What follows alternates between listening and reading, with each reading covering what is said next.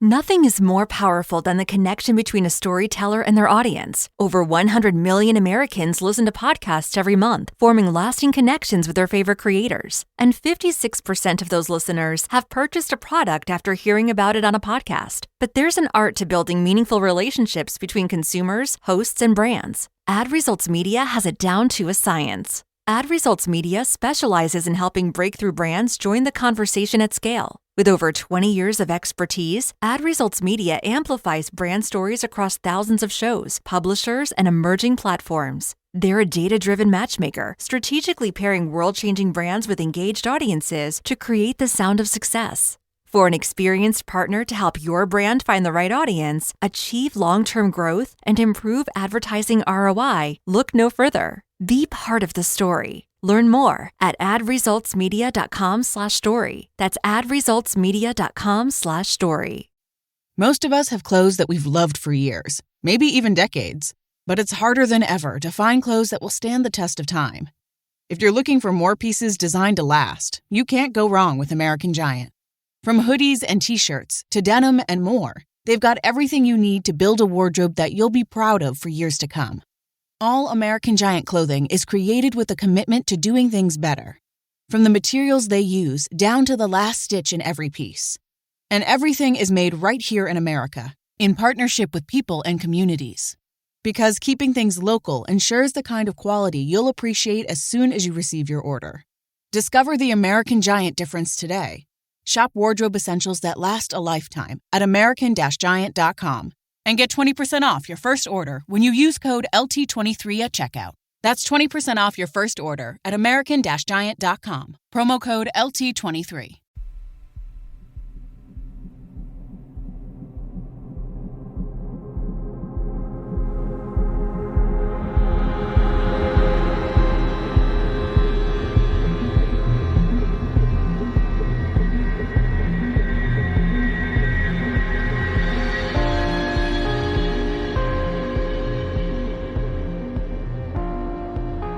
Hello and welcome to mini episode 162 of Real Life Ghost Stories. And I have 5 spooky stories for you today. And the last story comes from the 11th of January 2022. And story number 1 comes from Kate. As long as I can remember, I have been plagued with incredibly vivid dreams. So vivid that I can feel the detail of my dreams, like the cold ground under my feet, or the searing pain of an injury, or the damp smell of my surroundings. Sometimes I can even feel the heaviness of my own eyelids, disorientation, and ringing in my ears when I know I'm asleep, but I can't open my eyes to wake up and stop the dream.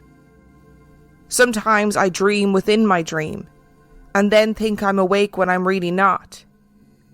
If I do manage to fight it off and wake up, no matter how long I'm awake, if I go back to sleep, the dreams usually pick up where they left off and continue on. Sometimes I have horror story dreams. Sometimes they're more like an action movie. Sometimes there are even surreal comedic moments. My dreams are unsettling for an adult to have, and just plain baffling for a child to have had, especially since I avoided scary movies and spooky stories like the plague when I was young. I had a normal, happy, boring childhood. I'm convinced that the darkness in my head comes from somewhere else entirely. A few favourite examples of these dreams are as follows. 1. I'm being chased by a horrid creature while leaving a group of people and trying to escape, and when I try to hide, I am found and devoured by the creature. This repeats over and over again on a loop until I wake up completely terrified and panicked. Sometimes the point of view changes, and I'm the monster devouring the people I love. 2. I'm part of a drug smuggling ring. We hide drugs as powdered laundry detergent. I am betrayed by a fellow member of the ring, and I'm shot in a scuffle. I then fall into a body of water and I drown. 3. My bearded dragon escapes and gets exposed to radiation and then proceeds to destroy my city. I try to stop him with no success. 4. My husband becomes an evil version of himself who tortures me in many ways, including bodily harm, cheating on me, abusing me, etc. 5. My childhood home is a haunted house. All my family members and loved ones are ghouls, zombies, or occupants ready to torment me. The details are shocking and unnerving every time. There are so many more. A lifetime of material if I ever wanted to write creepy fantasy novels. As you can imagine, feeling dreams this deeply messed with my head as a kid and continues to make me question my own reality as an adult. To make matters worse, the shadow was sometimes around. In the moments when I was drifting off to sleep, the moments where you might open your eyes just a sliver, sometimes he was there, swirling in the corners of my vision. The moments when you suddenly wake up in the middle of the night and your eyes bolt open. Sometimes he was there looming at the foot of my bed or in an upper corner of my room, just often enough for me to be infinitely familiar with his appearance, but just infrequent enough for me to question myself and my sanity entirely. He looks like a swirling, nebulous column of black smoke or energy, about 6.5 foot tall and about 8 inches or so wide. He does not have eyes, but where eyes would be, there are 2 points that lack any colour whatsoever. They are pearlescent clear and feel like they could absorb your whole soul if they wanted to. When I see him, I expect to feel fear, and I'm typically afraid of everything, but I don't. I feel like everything stands eerily still for a moment, including time itself. In this moment, he demands to be acknowledged and gets very upset if I try to ignore him. When ignored, he acts out for attention by tapping on my window and keeping me awake, leaning close and causing a ringing in my ears so I can't sleep, making me see spiders or beetles crawling in my peripheral vision, and of course, being the diabolical puppet master behind my dark and twisted dreams. I am certain he used them to torment and punish me when I don't do what he wants. As a kid, I would get upset about the dreams and go to my parents for comfort. They would always downplay what was happening, tell me I just had a wild imagination or that this was normal for everyone. I only mentioned my shadow to my parents once. Their faces became cold and hardened. My dad in particular told me I was not to talk about those things, and that I should be ashamed for even believing something like that could be happening to me. Ghosts weren't real, they yelled.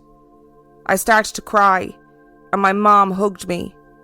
I happened to peek through her hair and watched as my shadow hovered on top of the curtain rod in their room, watching me for a moment, and then slowly dissipated. My parents were typically good-natured people. I had never seen them act like that before. It scared me enough to not question them about my shadow ever again. Life went on. Every strange feeling, every flicker in my vision, every vivid dream, everything I have seen, but wasn't sure, I explained and rationalised away. I got very good at pretending to be normal. It wasn't until my early 20s that I got more context to my story.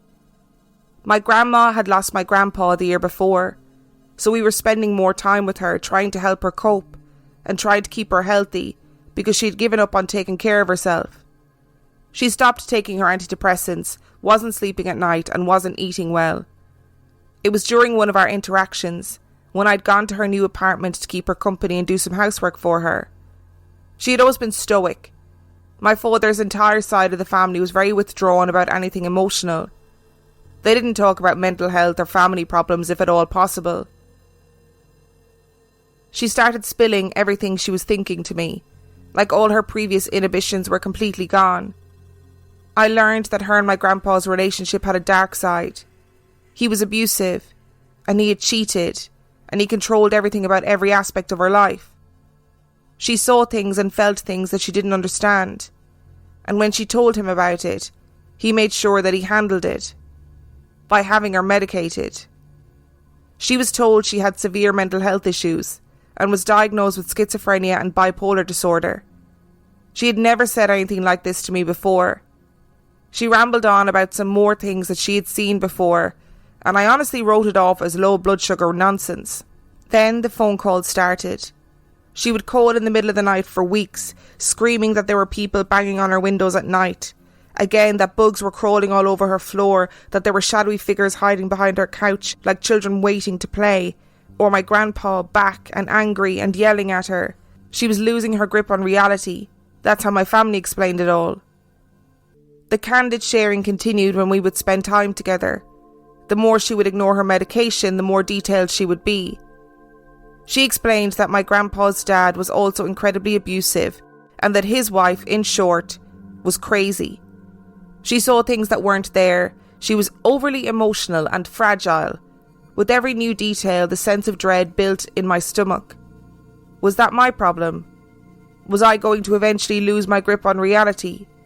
Was mental illness in my family the driving force behind my shadow and my incredibly vivid dreams? I stubbornly decided that I would not be led to insanity by my broken brain. Nothing was there, I told myself. I had recently ended an abusive relationship. I was changing my life for the better. I went on medication.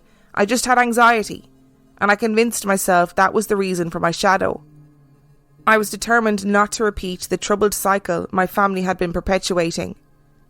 Fast forward 8 years to now. I decided to entertain the idea that it may not all be my imagination, that my shadow might actually be real. I don't know what's scarier, slowly going insane, or dealing with the fact that I might have a spirit attached to my family. Will my sweet husband eventually succumb to the darkness and turn into an abusive nightmare like previous generations? Is the darkness I have seen deep in his bright blue eyes during our worst fights really him, or something more insidious? Am I doomed to repeat the cycle? I'm extra spooked today as I write this because I've never given my shadow a name until today. Without even thinking about it, as I was telling my husband this story, I stated that his name was the Dreamkeeper. No idea where that came from, but I know now without a doubt that that is his name. He put that in my brain. This is a really tricky story to talk about, and I'm going to say something that is not going to win me popularity points among the paranormal community. I'm not remotely trying to delegitimize Kate's story in any way, shape or form, but the way this story is laid out and the context of this story means that I would feel like it was pretty negligent to not state the fact that there are times when mental illness can cause people to experience almost symptoms of a haunting, if that makes sense. There are times when it does happen. Mental illnesses like schizophrenia can cause auditory and visual hallucinations. Lots of mental illnesses can cause paranoia and delusions. And sometimes, depending on how you're brought up, depending on where you're brought up, depending on the context of your belief system, it's sometimes easier for people to believe that it's a haunting rather than a mental health condition. People also sometimes would rather believe it's a mental health condition than a haunting. That works both ways. It is also true that often cycles of abuse are perpetuated throughout the generations of a family, and human relationships are very difficult and complex. We all know that. And sometimes we don't want to believe that somebody that we love, somebody that we previously thought the world of, could possibly do anything negative ever. So we prefer to believe there's darker forces at play, which actually in some ways excuses people's behaviour and negates the ideas around responsibility. So look, that seems very lectury and I apologise, and it's very much like stating the obvious. But there have been lots of stories over the years that are very similar and that have similar themes and ideas running through them. So I thought it would be wrong if I didn't mention the fact that these things can happen because people are mentally unwell, and abusive relationships can happen because people are abusive. And if you as an individual are listening to this and you're concerned about something that's happening in your house, you don't know whether you're, to use a colloquialism, like losing your mind, or whether something's really going on, speak to somebody, speak to a professional, speak to like a safe member of your family or a safe friend, just somebody. Speak to somebody about it. Get some help, get some support. Don't try and figure it out all on your own. And I just want to make it very, very clear one more time that Kate, I am not saying that I don't believe your story, and I am absolutely not saying that your story is purely about mental health issues. However, you raised some very good points about mental health issues and cyclical abuse in generations of families. And it seemed like a really good time to say that although we always assume the paranormal on this podcast, that's the point of the podcast. It is also appropriate to say that if there's somebody listening to this who is in a situation that they are concerned about their mental health or they're concerned about their relationship, to find somebody to talk to about it. What I kept thinking about during this story was the BFG. And I was fascinated by the BFG when I was a child, and this idea that this person went around collecting dreams and blew the dreams into your bedroom with a big trumpet. Like, loved the idea. My favourite bit of that book was when we got the descriptions of the different dreams on the labels, on the jars, and little Sophie read them. That was my favourite thing. But I just wonder, like, if this shadow man is a dream keeper, is the controller of your dreams, is it possible that you just happen to see him and when maybe you shouldn't have, like those moments when you like open your eyes just a sliver just before you fall asleep and you become consciously aware of something in your room? Is that like the BFG sneaking in, blowing your dream with a trumpet, but in a much more crude form? I mean, either way, I wouldn't want to wake up with a giant leaning into my bedroom with a big trumpet. I'd have questions about that. And I wouldn't want to wake up with a shadow man in my bedroom just before I fell into a nightmare. Also, everybody's dreams are so vivid. And they also seem to be like structured with a story. Mine are not. I don't know if that says what that says about me, but my dreams are not structured like that at all. They say money can't buy happiness, but yes, it does. If you find $5 on the sidewalk, you're pretty happy. Now imagine that happening all the time. With the Upside app, you find cash in places you never expected. Restaurants, grocery stores, gas stations, all the places you go. There's cash back waiting for you to find it. Will Upside solve all your problems? We can't promise that. But it will give you a little something extra so you can treat yourself. And there's nothing like a few unexpected bucks to brighten your day. That's life on the Upside. Download it today. Get the free Upside app and use promo code GOODLIFE10 for an extra $10 cash back on your first purchase of $10 or more. That's promo code GOODLIFE10 for an extra $10 on the free Upside app. Start living life on the Upside with the free Upside app. And story number 2 comes from Leanne. Kyle and I have been friends for ages now. It's that easy sort of connection that gives way to the sort of confidence that if you haven't heard from each other for a while, it's no sweat. Some years ago now, I was looking for interested parties to come with me to one of the more well-known haunted locations in Iowa. You can find us sandwiched between Minnesota and Missouri. The name of the place is Edinburgh Manor. Out in the middle of nowhere, it looms this Goliath, defunct psychiatric home / poor farm. It's a shame how often mental illness and financial insecurity intersect. Well, Kyle was full on ready to go, kindly overlooking the fact that it was February in Iowa, the place that inspired Beyond the Wall in George R.R. Martin's A Song of Ice and Fire saga. At least that's what we forgotten Iowans like to believe. He spent 3 years as a professor in Iowa in the late 70s. We bundled up my equally enthusiastic teenage niece Isabel and armed ourselves with a gift of black salt, protective oil, garlic and white sage from a witchy co-worker of mine, and took off for the white wastes of the rural Midwest. We arrived and were greeted by a kind little blonde woman in a parka. She welcomed us into the building and took our admission fee for the group day tour, a very reasonable $10 each as I recall, and invited us to explore the more immediate areas of the building as we waited for the other tour members. It was absolutely freezing. Somehow it never occurred to us that no one was going to pay to heat this unoccupied behemoth. Frost covered the walls and snow blew in through what otherwise would have been imperceptible breaches in the building. I snapped a photo of my niece bemusedly reading a "No seances, no Ouija boards" sign posted specifically, but not exclusively, for overnight visitors to Edinburgh. We all continued to snap away, hoping to hit that paranormal photo jackpot. Kyle and I walked down a long hall to what seemed to be a recreation room. As we passed the door of a WC, I heard a chesty, almost animal-like growl. Don't say anything, I thought. Practically on the heels of that thought, Kyle said, "Did you hear that?" Game on. We both sort of turned quaking and headed back up front and found that the last of the tour group were arriving. The tour itself was informative and interesting. Much of the information was terribly sad, and you got that sort of feeling from the building without translation into language. A discarded doll here, an old television with a broken screen there. That's not to say I wasn't a little jumpy. A fact that brought Isabel a great deal of delight every time her parka sleeve brushed mine, causing my 6-foot frame to leap one more foot up while I yelled, "Jesus!" Some of the occurrences were sort of textbook. Batteries going dead on full and then resurrecting themselves. Digital photos that didn't show anything but streaks or swirls. Drops in temperature, even with the cold already set to frostbite. But aside from the growl that Kyle and I had heard, it was mostly just a strange historical tour in what felt like a very large industrial freezer.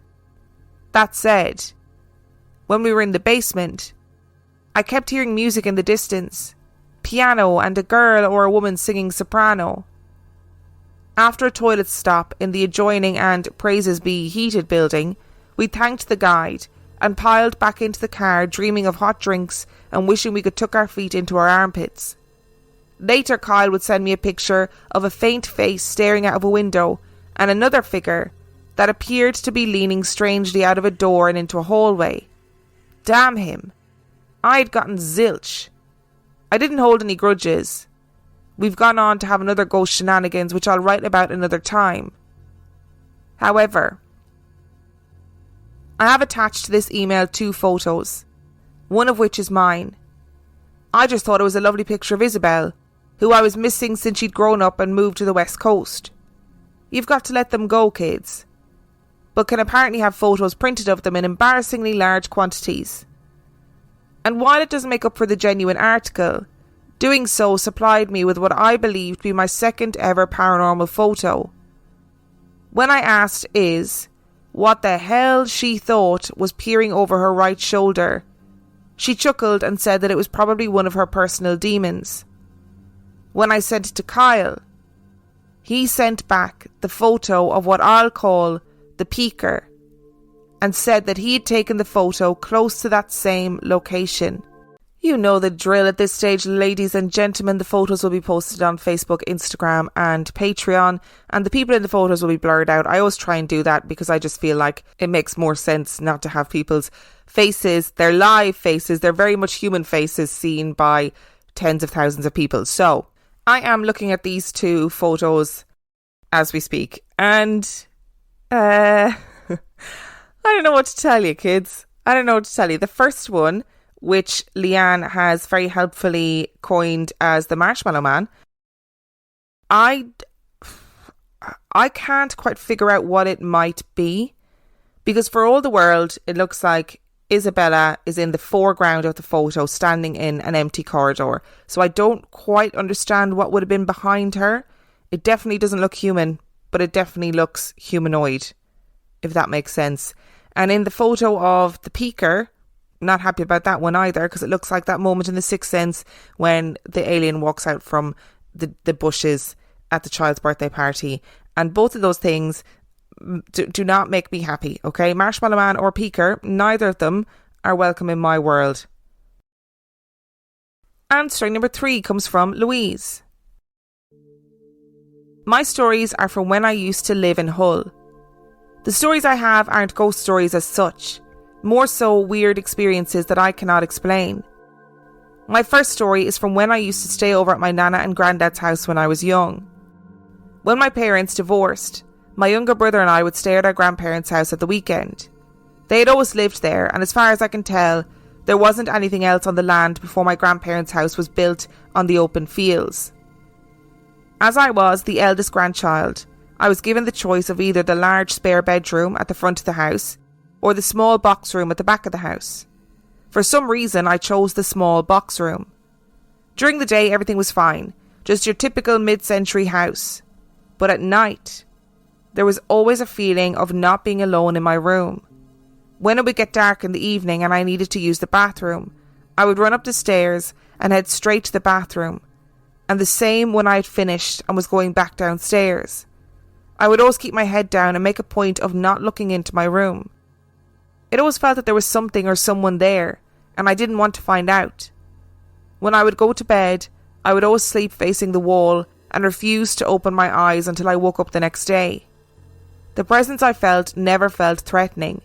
I just thought if I ignored it, it wouldn't bother me. I'd never experienced this anywhere else. The second story I have is about my granddad, whose house I would stay at in my first story. I've never been as close to anyone as I was to my granddad. He had a chair that he wouldn't let anyone else sit in but me.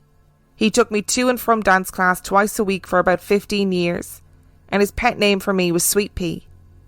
My nana and granddad were sun worshippers, and were always planning their next holiday abroad. However, one holiday that they were getting ready to go on, my granddad turned around and said he wasn't particularly bothered about going, which was so not like him. I also had the strongest feeling that if he did go away, I would just never see him again. As he and my nana set off for the airport, my granddad and I just looked at each other. I waved them both off and put my misgivings to the back of my mind. 10 days into their 2-week holiday, as I was getting ready for college, my mum came home from work super early, and I knew straight away that my granddad had died. I can't explain how, but it's as if both my granddad and I subconsciously knew what was going to happen, and we had said our own silent goodbye. My third and last story I have is from when I used to work in a pharmacy in an old part of town. The building in which the business was situated was an early Victorian terrace. There were 3 floors.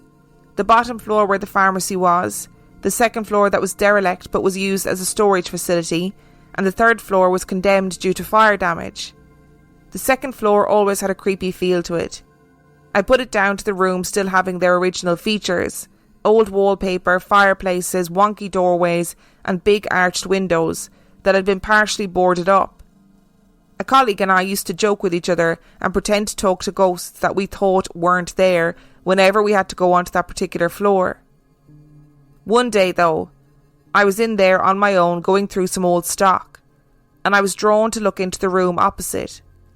I saw 3 lights hovering in the middle of the room in an off-centre triangle type shape. My hair stood on end, and I thought that I must be seeing things. I closed my eyes and shook my head before looking again. The lights had gone, but instead there was a big black ball of fog that seemed to be floating. It was in one of the rooms that had the windows boarded up, so it wasn't a trick of the light. I bolted out of the place, and my colleague asked what had happened. I tried explaining, but they all just laughed at me and said I'd seen too much TV. I didn't care that they didn't believe me. I know what I saw, and I would only ever go into the first room on the second floor, and I made sure never to say or do anything to piss off the resident spirit again. I'm really nailing my colours to the mast today, but I'm just going to come out and say it. I think that some people know when they're going to die.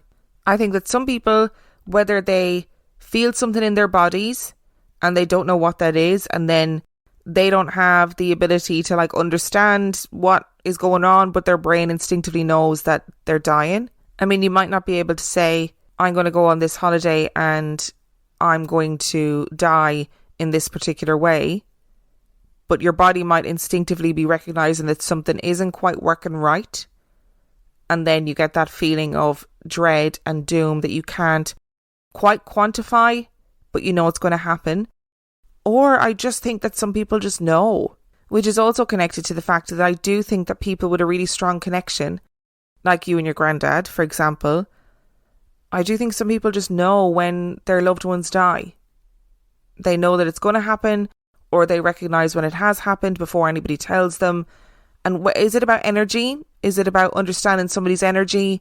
Is it about auras, even though I don't really know what an aura is? But is it that you instinctively see something in somebody, but you don't have the cognitive language or ability to be able to explain what that is, but you just instinctively know? Which links to the last story, really. Are those little balls of light that then turned into a black mist, are they like little balls of energy? So ghostly, but not exactly ghosts. You know the way ghost photos and paranormal TV shows always talk about orbs? which 99% of the time look like dust. But every so often you do get like a video or a picture or whatever of an orb that does make you go, oh, that's pretty interesting. What the heck is that? And we've had loads of stories about people seeing different coloured balls of light at various stages of a haunting. So maybe it is like a ghost in some sort of form of a ball of energy. Who knows? And story number 4 comes from Rose. I lost my father in 2015 to lung cancer. I took him for his treatments and created a playlist on my iPod for him. It consisted mostly of Johnny Cash, his favourite. My father didn't believe in ghosts, and although I haven't seen him except in dreams once in a while, I feel that he has given me signs that he's still around. I was listening to my iPod one day, and every song that came on was from his playlist, even though I was shuffling all my songs, and his songs made up a small fraction. I asked, "Is that you?" And when I looked, the license plate on the car in front of me had Dad as the first 3 letters. My dad loved tea and would give me money on my birthday in the envelope tea bags came in, and would write a note on the envelope. On my birthday, I went in my drawer and found one of the tea bags that said happy birthday. I wrote it off because I knew the tea bag was in there and didn't want to read too much into it. But under the tea bag was a book, Hello from Heaven. I thanked him for the birthday wishes. The first Father's Day after he died, I went to visit him at the cemetery. I came home and put some music on Pandora. I picked a pop station and Johnny Cash came on. The song was Give My Love to Rose, which is my name. While other things have happened, music seems to be his favourite way of reminding me that he's still around. I miss him every day, and it's nice to get a sign that he's gone from my sight only. Oh, what a nice way to think about it, that they're just gone from your sight. You might not be able to see them, but they're still around. Oh, I can't believe the Johnny Cash song that came on was Give My Love to Rose. Oh, that made me get a bit emotional, I have to say, when I was reading it. I was a bit like, oh, don't start crying. I love stories about loved ones who come back and give little signs that they're still around. And I don't really care what people believe, you know what I mean? Like whether you're a skeptic or a believer or whether you think it's all nonsense, whatever. If that happens and it brings you comfort and it makes you feel like that person is still around, and if that is people's way after they passed of coming back and showing that they're still around, just embrace it, take the comfort from it and enjoy it. And story number 5 comes from Mike. I currently live in California. I grew up in a small town in New Hampshire near Portsmouth. My parents bought the house in the late 1960s. The only people who lived there before them was a young couple that lived there for a few years. The house was built in the 1960s, so it wasn't that old when I was growing up in the late 70s to 80s to 90s. The land is very old. European settlers had been living on that land for hundreds of years, and Native Americans had been living on that land for tens of thousands of years. There was an unmarked graveyard across the street. Unmarked graveyards are common in New England. There was a forest behind the house and a field across from the house. In my neighbourhood, houses were spread out 50 to 100 feet away from each other. There was a low rock wall around the house, which is common in New England. Occasionally, my mom, 3 older brothers and I would use the Ouija board. 2 of us at a time would use the Ouija board. Jeremy and I couldn't even get the piece to move. My mom and Steve could get it to move around a lot. If I used it with Mom or Steve, then it would move. Anthony, Jeremy and I couldn't get it to move unless Mom or Steve used it with us. The piece would move and tell us the name of the spirit, what country or state it was from, and what time period it lived in, and whether it fought in any wars. The spirits we connected with seemed like normal, decent people who once lived and passed away, never anything dark or malevolent. I went to college in Maine, lived in Alaska for 4 months, lived in South Carolina where my parents retired for 8 months, then Alabama for 2 years, then South Carolina again for 10 months, and then California for the past 17 and a half years. I'm in a valley area about an hour from San Francisco. I currently live with my Korean wife, one of her sisters, and a 7-year-old son. When I was in 7th grade, in 1990 to 1991, My older brothers had all either gone to college or graduated from college. I then moved out of the room with 3 beds and moved into the room with 1 bed. For the first few years, I didn't experience anything in that room. It had a closet that had a door in the back that led to the attic. The attic had a door in the back that led to a storage space above the garage. One night when I was in sophomore in high school, shortly after I got in bed and turned out the lights, there was a hissing sound right above me. I was so terrified I pulled the covers over my head. This was not a dream and it was not sleep paralysis. I was awake and scared for my life. This hissing sound was going on for what seemed like 15 minutes and then it stopped. My heart was pounding and it took a while for me to go to sleep. This happened 5 times when I was a sophomore in high school and it didn't happen again. My mom passed away from ovarian cancer in May of 2007. In December of 2007, my girlfriend, who I married in 2009, went with me to visit my dad in South Carolina near Charleston. Near the door to the room my girlfriend and I were staying in was a glass-covered shelf with all these creepy-looking dolls my mom had as a kid in the 40s and 50s. On the first night of our visit, my girlfriend and I saw the door open by itself. A window was open, but there was no draft. If there was a draft, it would have closed the door, not opened it. The door opened in the opposite direction of any possible draft, of which there was none. My brother Jeremy, who lives in Massachusetts, near Boston, said that when his son Rowan was little in the 2000s, he would back up against the wall in one of the rooms and point to the opposite wall and say, "She is over there." One time when his daughter Jaden was little and going upstairs with his wife, Jaden pointed at the ceiling and said that there was a ghost of a little girl there. Jaden then said to her mom, "Mommy, why would the ghost tell me to take my clothes off?" Jaden's mom got scared, ran upstairs with Jaden and put her to bed. One time Jeremy heard a voice say his name in his ear when he was the only one in the house. Another time, his wife sensed the spirit of my mom in the house. She asked for a sign and saw a towel on the towel holder move by itself in the bathroom. She got scared and ran out of the bathroom. Jeremy did some research and discovered that in the early 1900s, a little girl drowned in a pond nearby. Jeremy and his family think that the ghost is that little girl. Jeremy and his wife had met with a medium who told them that there is a ghost of a little girl in the house. The medium knew details of Jeremy, his family, and of the house that she couldn't possibly have known. She said that the little girl liked the closet because of the toys in there. I work at a fish facility in California that was built in 1957. I'm part of the bio team as a fish biologist. There are also operators who drive the fish truck. The bio team works Monday to Friday and has weekends and holidays off. The operators are there 24/7, 10 days in a row and get 4 days off. The fish facility saves fish from the pumping plant and relocates the fish to other parts of the California Delta. One of the operators told me that one night he saw on one of the monitors that a pickup truck was going through the gate. He went all over the fish facility to look for this vehicle and it was nowhere to be seen. Another operator saw the same thing and even saw a hand come out of the pickup truck door to put the code in to open the gate and couldn't find the vehicle anywhere. One evening, 2 operators saw someone with a baseball cap standing there looking at them from around 20 feet away. When one of the operators walked over to him, he disappeared.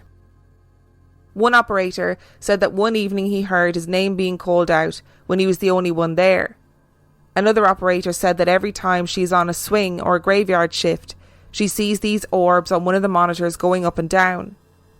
One time, when I was in an aquaculture building by myself, I heard something crash to the floor.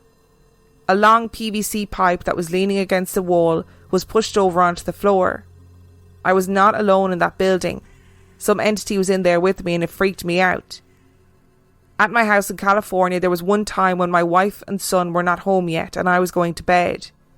Shortly after going to bed, I felt something jump on top of me. That was pretty scary. One time, the TV turned on by itself. When I walked over to turn it off, I saw that the TV was channel surfing as if someone was trying to decide what show or movie to watch. The TV was changing channels by itself every 10 to 20 seconds. This freaked me out, so I turned off the TV and left the room right away. Fortunately, the TV did not turn back on. I have to apologise before I go any further for the rumbling sound in the background, or if you heard the sound of voices at all during this episode. Promise you I'm not haunted.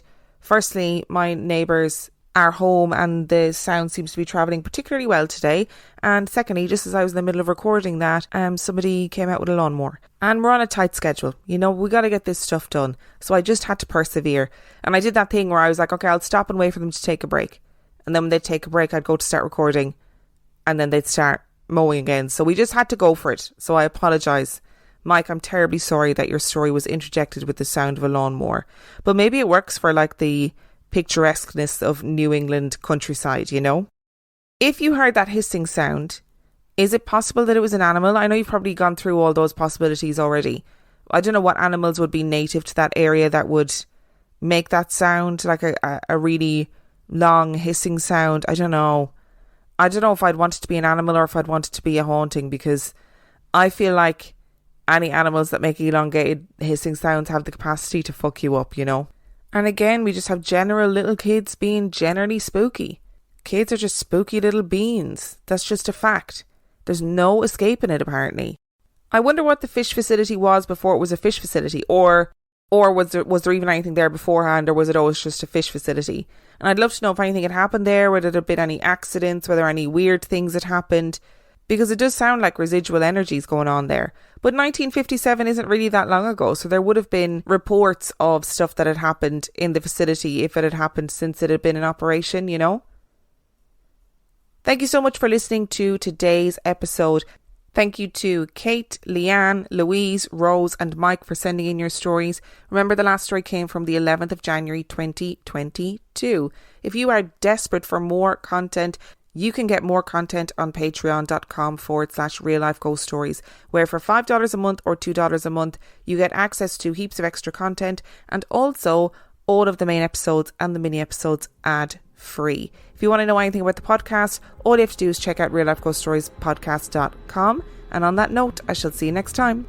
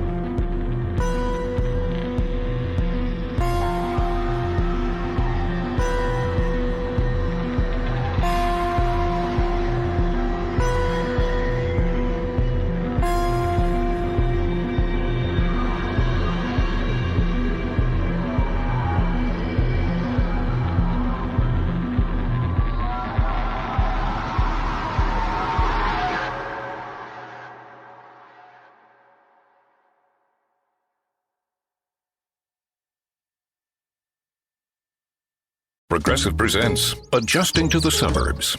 I never thought about space in my cramped apartment, but in this house, all I see is empty space. The sofa and ottoman look like tiny islands in a sea of hardwood floors. I could get 2 ottomans in the living room, but then I'd need another sofa. I could tell people I'm into minimalism. Anyway, when you save with Progressive by bundling your home and auto, that's the easy part of adjusting to the suburbs. Progressive Casualty Insurance Company. Coverage provided and serviced by affiliates and third-party insurers. They say money can't buy happiness, but yes, it does. If you find $5 on the sidewalk, you're pretty happy. Now imagine that happening all the time. With the Upside app, you find cash in places you never expected. Restaurants, grocery stores, gas stations, all the places you go. There's cash back waiting for you to find it. Will Upside solve all your problems? We can't promise that. But it will give you a little something extra so you can treat yourself. And there's nothing like a few unexpected bucks to brighten your day. That's life on the Upside. Download it today. Get the free Upside app and use promo code GoodLife10 for an extra $10 cash back on your first purchase of $10 or more. That's promo code GOODLIFE10 for an extra $10 on the free Upside app. Start living life on the upside with the free Upside app.